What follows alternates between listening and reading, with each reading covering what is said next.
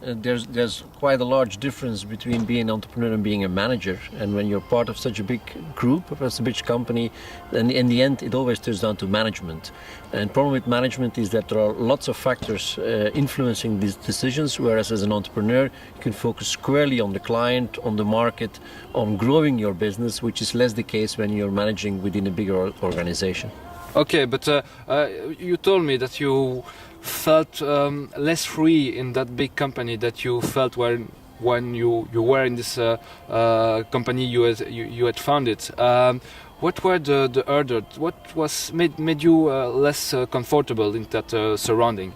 But there's on one hand the fact that you have much more to do with reporting and stuff, which is less the case when you run your own business, when you run as an entrepreneur. But there's also the fact that in a large organization you're always being confronted with company politics, which is something I absolutely hate, and which my feeling is most entrepreneurs hate, and which is also at the base of my decision to move back to running as a business as an entrepreneur. What is this politics within a company? Do you have an example? By company politics apparently is often related to the fact that people tend to look much more to their own position and how they benefit themselves within a group, instead of working for the benefit of the group entirely, for the company as a whole. Okay, you told me when we discussed that you see a shift today in the society, in the way people are managing their own career, or they see themselves within the work and the relationship they have with their work or the company they are working for. Could you explain? Well, I've seen a clear shift over the years, where people in the beginning, if you look back 10, 20 years, when people were focused really on building their own career, then that has shifted gradually towards people looking much more towards looking at the work-private balance much more, and also deciding to work much more as a private professional instead of working as an employee, as a member of staff for a company.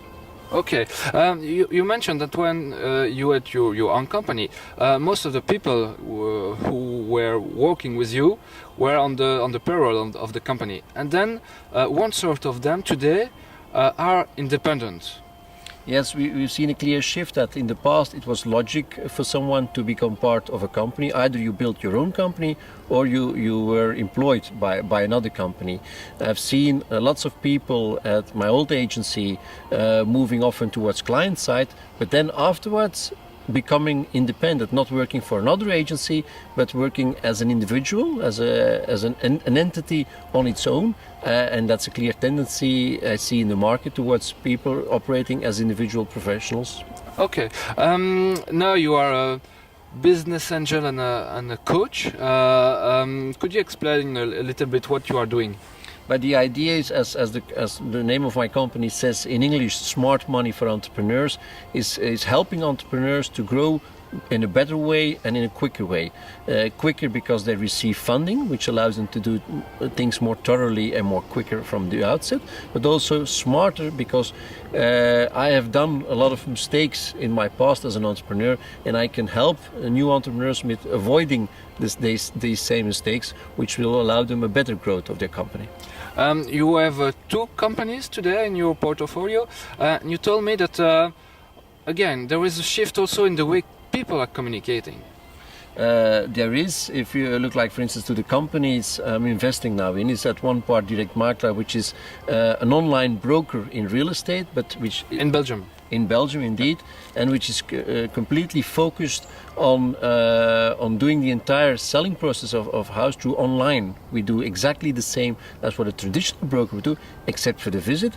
But we also no longer work on a commission percentage, but specifically with a forfait-based pricing. And we use the internet to allow that on a much cheaper way, allowing people to be assisted in the sale of their house without having to pay hefty fees to a broker.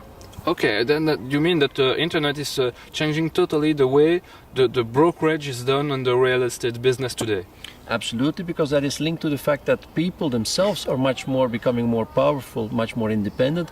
People tend to take their own decision using the internet for that, and they want to be assisted in a professional way, not by somebody who says how it has to be done. No, they want to be helped and be kept in their own right as well. You told that the founder of this company was someone who used to work for the business for 28 years. He has been a broker himself during 28 years. That's correct. He was a broker, a traditional broker himself, and he has seen over the years the landscape evolving. He has seen in the neighboring countries that there were new business models originating, and he decided to launch such a business model specifically in the Belgian market, and he was the first to do so, the only one to do so, and it proves to be a success.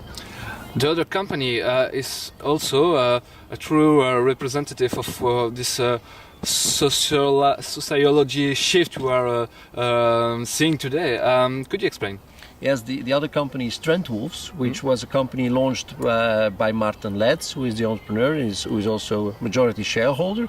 And his idea is to focus completely on youth research. What is youth doing? How are they working? With the idea to helping companies and organizations reaching and understanding youth, either because they want to reach them as a consumer or they want to reach them as a potential employee towards the future. And we use the people themselves to do the research, and we use a lot of social media to get in touch with them. How important are these culture change between generations today, would you say? There is a clear importance, I think, because you see a complete difference with how you these days and the next generations of consumers, the next generation of professionals, in how they communicate or how they work together. They work much more network linked, using social media, not something as an interesting tool to communicate, but effectively as an essential tool for them to stay in touch and to today have fun, but also to work towards the future. Last question: how do you see the change in the business angel or venture capitalist sector today? Will it change? I think as the sector itself is logic, it has to adapt. It has to adapt to this new phase. It has to adapt to the fact that it's no longer the idea to build big companies, but to build companies which take into account the globalization as a whole, and at the same time the networking idea. And companies who manage to do that, I think they are there, and that's also the reason why my company, why I as an investor, want to help entrepreneurs grasping that opportunity and helping them build a company within this new society. Thank you very much, Jean-Yves, and good luck for the following.